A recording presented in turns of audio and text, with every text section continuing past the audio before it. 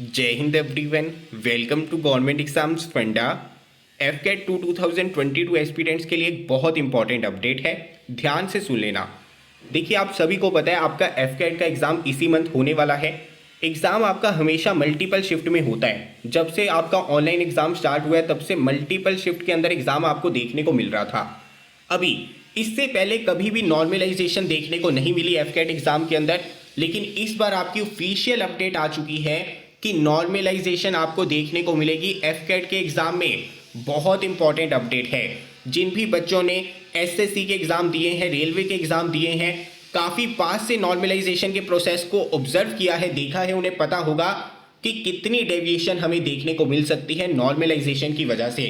सबसे पहले तो नॉर्मलाइजेशन की क्यों जाती है, समझने की कोशिश करते हैं।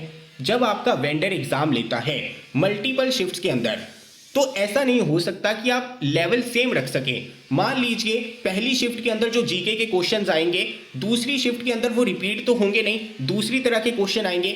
एक शिफ्ट के अंदर जीके के क्वेश्चन इजी थे, एक शिफ्ट के अंदर बहुत ही out of the way question थे, एक शिफ्ट के अंदर मैथ्स के क्वेश्चन बहुत इजी थे, तो दूसरी शिफ्ट के अंदर मैथ्स के क्वेश्चन बहुत ज़्यादा मुश्किल थे। अभी एक शिफ्ट आपकी बहुत ज़्यादा हार्ड हो जाती है, एक शिफ्ट आपकी ईजी हो जाती है, जिसकी वजह से जो इजी शिफ्ट वाले बच्चे हैं उन्हें थोड़ी सी एडवांटेज मिल जाती थी और जो हार्ड शिफ्ट वाले बच्चे थे उनको नुकसान हो जाता था। लेकिन अब क्या होगा, नॉर्मलाइजेशन होगी। और नॉर्मलाइजेशन की क्यों जाती है, किस वजह से की जाती है? इसी वजह से की जाती है ताकि जो इजी शिफ्ट वाले बच्चे हैं उनको ज़्यादा एडवांटेज ना मिल जाए और जो मुश्किल शिफ्ट वाले बच्चे हैं उनको नुकसान ज़्यादा ना हो जाए। लेकिन ये प्रोसेस आपको जितना इजी लगता है उतना है नहीं। और जैसे कि यहाँ पर एफकेट ने क्लियर कर दिया है कि एसएससी एग्ज़ाम्स के अंदर, इंडिया के बाकी एग्ज़ाम्स के अंदर, रेलवे रिक्रूटमेंट एग्ज़ाम्स के अंदर जिस तरह से नॉर्मलाइजेशन की जाती है उसी तरह से आपको नॉर्मलाइजेशन देखने को मिलेगी एफकेट एग्ज़ाम के अंदर भी। अभी सबसे बड़ा डाउट आपके मन में जो आएगा, जो कि बहुत सारे बच्चों के मन में आता है कि क्या नॉर्मलाइजेशन एक्यूरेसी के ऊपर डिपेंड करती है? बिल्कुल भी डिपेंड नहीं करती। ध्यान में रखना, समझ लेना मेरी इस बात को। मान लीजिए एक बच्चा है जिसके 150 मार्क्स आते हैं एफकेट एग्जाम के अंदर, दूसरा बच्चा है उसके भी 150 मार्क्स आते हैं एफकेट एग्जाम के अंदर, लेकिन यहां पर जो पहला बच्चा था इसके 10 क्वेश्चन रॉन्ग हुए थे, उसके बाद में 150 टोटल बना था। जो दूसरा बच्चा था उसके 20 क्वेश्चंस गलत हुए थे, उसके बाद में 150 मार्क्स बने हैं। तो यहां पर ऐसा नहीं है कि ए वाला जो बच्चा है इसे ज्यादा एडवांटेज मिल जाएगी क्योंकि इसकी एक्यूरेसी बेटर है, ऐसा कुछ नहीं है। यहां पर जो आपके मार्क्स होंगे और जिस शिफ्ट के अंदर मार्क्स होंगे उसके ऊपर डिपेंड करेगा कि नॉर्मलाइजेशन स्कोर आपका क्या होगा, एक्यूरेसी के ऊपर डिपेंड नहीं करता है। आपका एग्जाम आने वाला है, बाकी चीज़ें बताने से पहले मैं आपको ये भी बता देना चाहता हूँ कि हमारी एप्लीकेशन के ऊपर एफकेट के मॉक टेस्ट अवेलेबल हैं। नाम है एप्लीकेशन का गवर्नमेंट एग्जाम्स फंडा, लिंक आपको डिस्क्रिप्शन में मिल जाएगा। Mock test, sectional mock test देने बहुत ज़्यादा ज़रूरी है। जब तक आप प्रैक्टिस नहीं करेंगे उसके बिना एग्ज़ाम देने का कोई भी फ़ायदा नहीं है। ये तो हो गई आपके काम की बात। अभी हम वापस आते हैं अपने नॉर्मलाइजेशन प्रोसेस के ऊपर। समझने की कोशिश करना, इतना आपको क्लियर हो जाना चाहिए कि एक्यूरेसी के ऊपर डिपेंड नहीं करने वाला नॉर्मलाइजेशन स्कोर, क्योंकि बहुत सारे बच्चे रिजल्ट आने के बाद में ऐसा बोलेंगे शायद मेरी एक्यूरेसी बहुत अच्छी थी इस वजह से मार्क्स बढ़ गए। बहुत सारे बच्चे बोलेंगे मेरा इस वजह से एग्ज़ाम क्लियर नहीं हुआ क्योंकि मेरी एक्यूरेसी ख़राब थी। ध्यान में रखना, नॉर्मलाइजेशन के अंदर एक्यूरेसी का कोई भी सीन नहीं होता है। अभी देखिए नॉर्मलाइजेशन प्रोसेस के अंदर दिक्कत क्या है। दिक्कत ये है कि यहाँ पर ये फॉर्मूला डिसाइड करेगा कि पेपर मुश्किल आया था या फिर इजी आया था। यही नॉर्मलाइजेशन का फायदा भी है और यही नॉर्मलाइजेशन का नुकसान भी है। यहां पर कोई बंदा डिसाइड नहीं कर रहा कि पेपर इजी था या टफ था, जिसने डाला है वो डिसाइड नहीं कर रहा कि पेपर इजी था कि टफ था। यहां पर ये फॉर्मूला डिसाइड करेगा कि वो शिफ्ट इजी थी या फिर मुश्किल थी।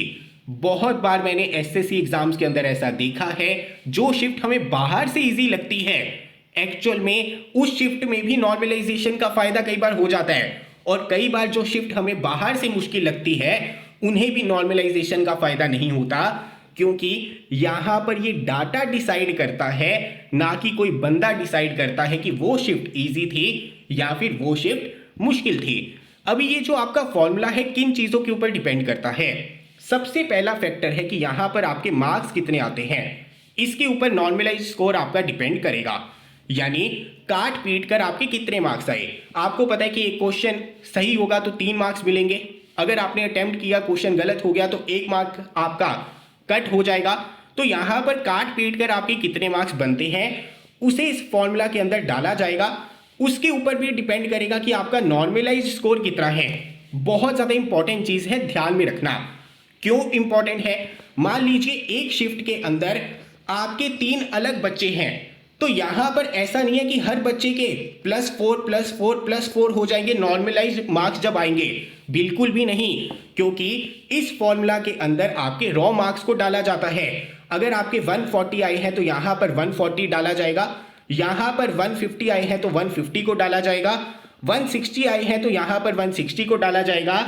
यानी एक शिफ्ट के अंदर भी जब नॉर्मलाइजेशन होगी ना तो थोड़ा बहुत अंतर आपको देखने को मिलेगा, जो मार्क्स इंक्रीज होंगे। जनरली जो मैंने एसएससी में देखा है कि जितने ज्यादा मार्क्स आपके आते हैं उतना ज्यादा बेनिफिट आपको मिलता है नॉर्मलाइजेशन के अंदर। ये तो हो गई आसान शिफ्ट और मॉडरेट शिफ्ट की बात। लेकिन एसएससी के एग्जाम्स के अंदर हमने ऐसा भी देखा है कि जो शिफ्ट मुश्किल होती है वहां पर जिन बच्चों के कम मार्क्स होते हैं ना उनको बहुत ज्यादा फायदा मिलता है। मैं आपके साथ में कुछ डाटा भी शेयर करूंगा बाद में, लेकिन फिलहाल के लिए आप समझिए कि कौन से फैक्टर्स के ऊपर डिपेंड करता है। सबसे पहले तो आपके मार्क्स यहां पर कितने आते हैं उसके ऊपर नॉर्मलाइजेशन के मार्क्स डिपेंड करने वाले हैं। दूसरा, आपकी शिफ्ट के अंदर टॉपर बच्चे होंगे जिनके बहुत ज्यादा मार्क्स आते हैं। आपकी शिफ्ट के जो टॉप 0.1% बच्चे हैं उनके मार्क्स कितने आए हैं उनका एवरेज यहां पर निकाला जाएगा। इसी तरह से आपकी शिफ्ट के अंदर जितने भी बच्चे बैठे थे, अपीयर हुए थे, उनके एवरेज मार्क्स और स्टैंडर्ड डेविएशन को भी यहां पर कैलकुलेट किया जाएगा। इसी तरह से जिन भी बच्चों ने एफकेट का एग्जाम दिया है सभी शिफ्ट को मिलाकर भी टॉपर बच्चे होंगे, जो टॉप 0.1% बच्चे होंगे उनके भी एवरेज मार्क्स यहां पर फॉर्मूला के अंदर डाले जाएंगे। और यहां पर जितने भी बच्चों ने एफकेट का एग्जाम दिया है उनके एवरेज मार्क्स और स्टैंडर्ड डेविएशन को भी इस फॉर्मूला के अंदर डाला जाएगा।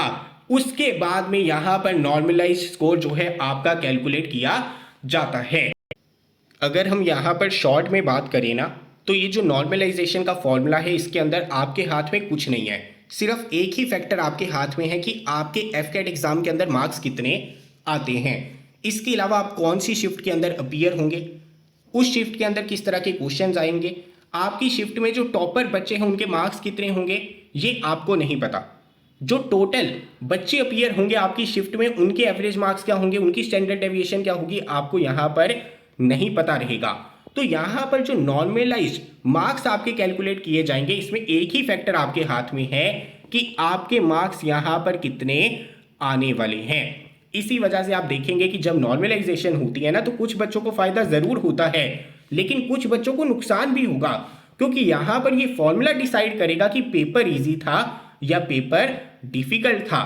फॉर्मूला कैसे डिसाइड करेगा? डाटा से डिसाइड करेगा। जो इतना ज्यादा डाटा इकट्ठा होगा तो यहां पर कोई बंदा डिसाइड नहीं करता है कि पेपर इजी है पेपर मुश्किल है।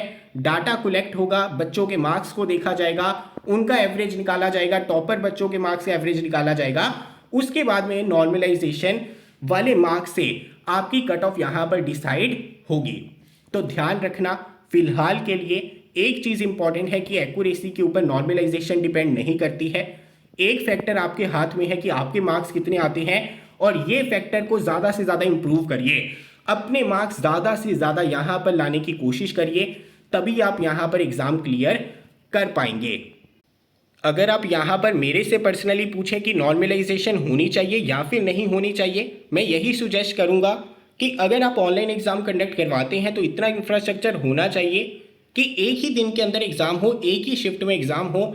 नहीं तो कुछ साल पहले जो ऑफलाइन एग्जाम होते थे वो काफ़ी ज़्यादा बेहतर थे, कम से कम एक दिन के अंदर एग्जाम तो कंडक्ट करवाया जा सकता था। अभी जब अलग अलग शिफ्ट के अंदर एग्जाम होता है तो पेपर डिफिकल्ट पेपर इजी तो आएगा ही आएगा, और यहाँ पर एक फॉर्मूला डिसाइड करेगा लास्ट में कि वो शिफ्ट इजी थी या फिर मुश्किल थी, जिसकी वजह से कुछ बच्चों को फायदा होगा और कुछ बच्चों को यहाँ पर नुकसान भी होगा। और अगर कभी भी आपने एसएससी के रिजल्ट देखे हैं नॉर्मलाइजेशन के बाद तो बहुत सारी अटपटी चीज़ें भी आपको देखने को मिली होंगी। जैसे मैं आपको इंसिडेंट बता देता हूँ, एसएससी 2019 सीजीएल का जब रिजल्ट आया था, टीयर 2 का रिजल्ट आया था, तो बहुत सारे बच्चे ऐसे थे जिनके मार्क्स बहुत ड्रास्टिकली कम हो गए थे। जैसे मान लीजिए 200 का पेपर होता है टीयर 2 में मैथ्स का, एक बच्चे के 200 में से 70 मार्क्स थे और जब नॉर्मलाइजेशन हुई तो उसके मार्क्स चले गए -30। इसी तरह से एक बच्चा था जिसके मार्क्स थे 200 में से 141, उसके मार्क्स चले गए 210। तो आप देख सकते हैं कि जब एसएससी नॉर्मलाइजेशन करता था वहां पर इस तरह की अटपटी बातें हमें बहुत बार देखने को मिली है। जब रेलवे की नॉर्मलाइजेशन हमने देखी है तो बहुत सारे बच्चों के मार्क्स बढ़ते हैं, लेकिन वही दिक्कत आती है सेम कि कई बच्चों के मार्क्स हो जाते हैं +10, कई बच्चों के मार्क्स हो जाते हैं -5। अभी देखिए एक शिफ्ट में +10 हो गए, एक शिफ्ट में -5 हो गए, तो यहां पर डिफरेंस कितना आ गया, 15 मार्क्स का डिफरेंस आ गया। तो इस तरह की अटपटी बातें भी आपको देखने को मिल सकती हैं। जैसे कि यहां पर एफकेट ने कहा है कि जिस तरह से एसएससी नॉर्मलाइजेशन करता है, जिस फॉर्मूला के ऊपर रेलवे करता है, उसी फॉर्मूला को यहां पर यूज किया जाएगा। हालांकि मेरा यह मानना है एफकेट एग्जाम के अंदर बच्चे कम होते हैं तो इतनी ज्यादा डेविएशन हमें देखने को नहीं मिलेगी।